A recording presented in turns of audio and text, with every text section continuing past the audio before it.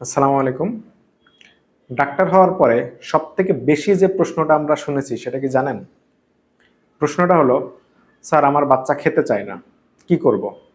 আমারও প্রশ্ন, আপনারা কি করবেন? আজকের ভিডিওতে আমরা বাচ্চাকে খাওয়ানোর জন্য এমন ৮ টি টিপসের কথা আপনাদের সাথে শেয়ার করব। তাহলে আসুন আমরা শুরু করি। ১ নাম্বার, জোর করে খাওয়াবেন না। বাচ্চাকে আপনি জোর করে যেটাই করাতে যাবেন সেটাতেই আপনি ব্যর্থ হবেন। আপনি বাচ্চাকে জোর করে পড়াতে পারবেন না, জোর করে ঘুমাতে বলতে পারবেন না, আবার জোর করে খাওয়াতেও পারবেন না। বাচ্চাদেরকে যেই বিষয়টাতে জোর করা হয় সেই বিষয়ের প্রতি বাচ্চার একটা ভয় তৈরি হয়, ফলে সবসময় সে চেষ্টা করে সেই কাজ থেকে বিরত থাকার জন্য। সেজন্য বাচ্চার জন্য সবসময় পুষ্টিকর খাবার প্রস্তুত রাখবেন। যখন বাচ্চার ক্ষুধা লাগবে তখন বাচ্চা খাবে। একবারে বাচ্চাকে অনেক বেশি পরিমাণ খাবার দিবেন না। বাচ্চার পাকস্থলী এমনিতেই অনেক ছোট থাকে, সেজন্য বারে বারে অল্প অল্প পরিমাণ খাবার দিবেন। ২ নাম্বার, বাইরের খাবার কম দিবেন।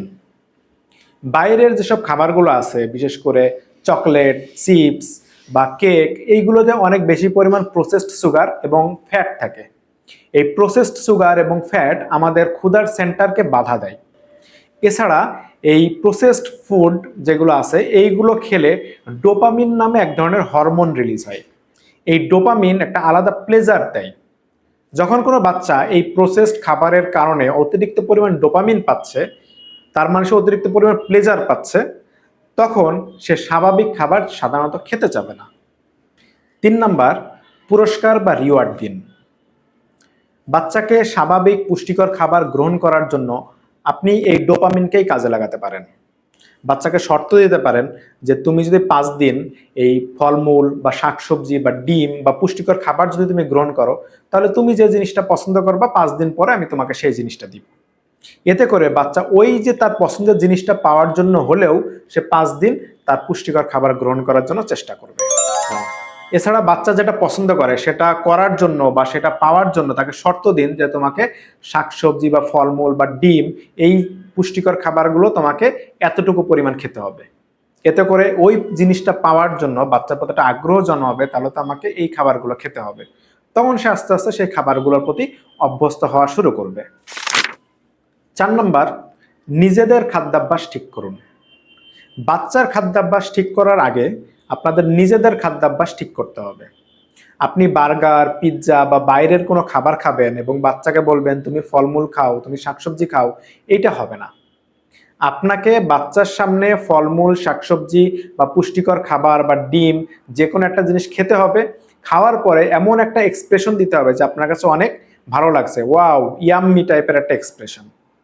এই টাইপের যদি এক্সপ্রেশন দিতে পারেন, তাহলে বাচ্চা সেই খাবারটি খাওয়ার জন্য তার ভিতরে একটা আগ্রহ জন্মাবে, ফলে সে জিনিসটি সে সহজেই খেতে চাবে। ৫ নাম্বার, কোনটি ভালো খাবার এবং কোনটি খারাপ খাবার সেই সম্পর্কে বাচ্চাকে ধারণা দিন। বাচ্চাকে খাবারের পুষ্টিগুণ সম্পর্কে প্রাথমিক ধারণা দিবেন এবং পুষ্টিকর খাবার বাচ্চার সামনে খেয়ে একটা ইয়াম্মি টাইপের একটা অভিব্যক্তি দিবেন। ৬ নাম্বার, অতিথি কন্ট্রোল। আমাদের দেশে একটা কালচার আছে, যখন কোনো অতিথি বাচ্চা আছে এমন একটা বাড়িতে আসে, তখন সে বাইরে থেকে চকলেট, চিপস বা এই সংক্রান্ত বাইরের খাবার বাচ্চার জন্য নিয়ে আসে। তো আপনি তো এই জিনিসটা কন্ট্রোল করতে পারবেন না। আবার আমাদের দেশে আরেকটা কালচারও আছে, যখন সে অতিথি যখন বাসা থেকে চলে যায়, তখন বাচ্চার হাতে কিছু টাকা ধরিয়ে দিয়ে বলে তুমি এই জিনিসটা নিয়ে কিছু কিনে খেও। কিন্তু এই টাকাটা বাচ্চা খরচ করতে পারে না। এই টাকাটা বাচ্চার মা নিয়ে নেয়, নিয়ে এসে বাচ্চাকে বলে যে এই টাকাটা আমি তোমার জন্য জমা রাখছি, ভবিষ্যতে তোমার জন্য আমি এই কাজটি করে দিব। তো খাবারের ক্ষেত্রে আপনারা এই সেম কাজটি করতে পারেন। যখন কোনো অতিথি কোনো খাবার নিয়ে আসবে বাইরে থেকে, তখন সে খাবারটি আপনি আপনার কাছে জমা রাখতে পারেন। সেই খাবার পাওয়ার জন্য বাচ্চাকে একটি কাজ দিবেন, যে কোনো একটা প্রোডাক্টিভ কাজ দিবেন, বা বাচ্চাকে বলবেন যে পুষ্টিকর খাবার গ্রহণ করতে। আপনি যখন বাচ্চাকে এই বিষয়ের প্রতি একটা ইন্টারেস্ট জাগাবেন বা এই বিষয়টা লোভ দেখাবেন, তখন দেখা যাবে বাচ্চাকে আপনি প্রোডাক্টিভ কাজও করাতে পারবেন, বাচ্চাকে আপনি পুষ্টিকর খাবার গ্রহণ করাতে পারবেন। ৭ নাম্বার, খাবারের ভেরিয়েশন দিন। প্রতিদিন একই রকম খাবার দিবেন না, এক এক দিন এক এক রকম পুষ্টিকর খাবার দিবেন। প্রয়োজন বোধে আপনারা সাপ্তাহিক একটা চার্ট করে দিতে পারেন যে কোন দিন কোন খাবারটা দিবেন। 8 নাম্বার, অতিরিক্ত মোবাইল চালাতে দিবেন না। মোবাইল যেমন বাচ্চার মেজাজ খিটখিটে করে দেয়, আবার এই মোবাইল বাচ্চার খাবারের রুচিও কমিয়ে দেয়। বাচ্চা যদি মোবাইলের প্রতি আসক্ত হয়, তাহলে বাচ্চাকে দিনে একটা নির্দিষ্ট সময় বেঁধে দিবেন যে এই সময়ের ভিতরে তুমি মোবাইল চালাতে পারবা, দিনে সর্বোচ্চ 1 ঘন্টা। আবার এই 1 ঘন্টা মোবাইল চালানোর জন্য তাকে একটা প্রোডাক্টিভ কাজ দিবেন, যে এই কাজটি যদি তুমি সম্পূর্ণ করতে পারো তাহলে তুমি 1 ঘন্টা মোবাইল পাবা। যে কোনো নতুন অভ্যাস গঠন করতে গেলে ভালো লাগার বিষয়গুলো কাজে লাগাতে হয়। যেমন আমি যখন ছোট ছিলাম তখন আমার পড়ালেখা করতে ভালো লাগতো না, সবসময় চাইতাম যে খেলাধুলা করতে। তখন আমার বাবা মা আমার একটা শর্ত দিল যে তুমি যদি প্রতিদিন 1 ঘন্টা পড়ালেখা করো তাহলে তুমি 1 ঘন্টা খেলাধুলা করতে পারবা। তখন থেকেই আমি বেশি পরিমাণ খেলাধুলা করার জন্য হলেও বেশি পরিমাণ পড়ালেখা করতাম। 2 ঘন্টা পড়ালেখা করলে 2 ঘন্টা খেলতে পারবো। এটি প্রতিটি বাচ্চার জন্যই একই। যখন তাকে কোনো একটা পছন্দের কাজের লোভ দেখানো হবে তখন সে অপছন্দের কাজও করতে চাবে এবং সে পুষ্টিকর খাবারও গ্রহণ করতে চাবে। আপনি বুঝবেন কিভাবে বাচ্চা পর্যাপ্ত খাবার পাচ্ছে কিনা?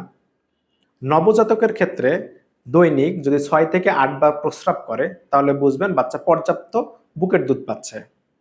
আবার একটু বড় বাচ্চার ক্ষেত্রে যদি তার বয়স অনুপাতে তার ওজন বা উচ্চতা এইগুলো যদি ঠিক থাকে তাহলে ধরে নিতে হবে বাচ্চা পর্যাপ্ত খাবার পাচ্ছে। এছাড়া বাচ্চা যদি খেলাধুলা করে ঠিকমতো, বাচ্চা যদি হাসি খুশি থাকে তাহলে সে পর্যাপ্ত খাবার পাচ্ছে। আবার বাচ্চার চুল ত্বক এইগুলো যদি শাইনি থাকে তাহলেও ধরে নিতে হবে বাচ্চা পর্যাপ্ত খাবার পাচ্ছে। এগুলোর যদি কোনোটি যদি অনুপস্থিত থাকে তাহলে দ্রুত আপনার একজন শিশু বিশেষজ্ঞের সাথে পরামর্শ করতে হবে। তবে কখনোই দোকান থেকে কোনো ভিটামিন সিরাপ বা কোনো ক্রিমের ওষুধ নিজেরা খাওয়াতে যাবেন না। আবার বাচ্চার ওজন যদি বয়স অনুপাতে ঠিক থাকে তাহলে বাচ্চার খাবার দাবার নিয়ে এত পরিমাণ টেনশন করে নিজের ক্ষতি করবেন না। আবার বাচ্চাকে অতিরিক্ত পরিমাণ খাইয়ে বেশি গুলুমুলু বানাবেন না। এই ছিল আজকের ভিডিও। যদি কোনো উপকারে আসে তাহলে চ্যানেল সাবস্ক্রাইব করে পাশে থাকা বেল বাটনটি বাজিয়ে দিন। ধন্যবাদ।